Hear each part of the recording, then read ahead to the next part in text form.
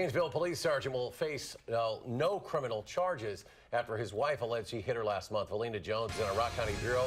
She has the very latest. Valina?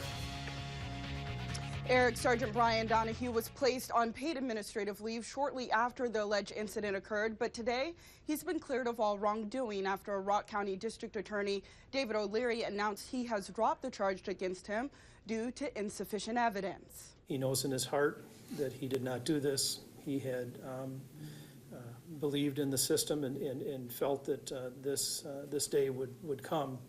After being put on administrative leave following domestic assault charges, Sergeant Brian Donahue has been cleared of criminal charges 2 weeks later. His wife had claimed he punched and kicked her during a September 22nd argument at the couple's home. All of her friends and immediate family reported us concerns about Mrs. Donahue's truthfulness, and they did not believe that the domestic violence incident occurred. Janesville Police Chief David Moore says Mrs. Donahue's timeline of events changed throughout the investigation and did not match up with neighbors and a local bartender who saw her after the alleged incident happened. Mrs. Donahue says that she showed this bartender the injury and was crying, and the bartender says that didn't happen. I didn't see the injury. Mrs. Donahue was happy and bubbly. This is the second time Mrs. Donahue has accused her husband of violence. The Janesville Police Department started an internal investigation this past August after her first claims. The investigation revealed no proof of domestic violence. It often boils down to one person's word against another's word, and credibility becomes an issue.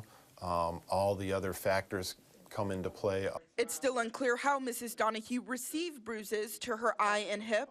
However, District Attorney David O'Leary says after reviewing the investigation, conflicting reports and credibility concerns played a large role in his decision. All of those factors, in this case specifically, weighed against filing criminal charges, and the reality is we just couldn't prove it.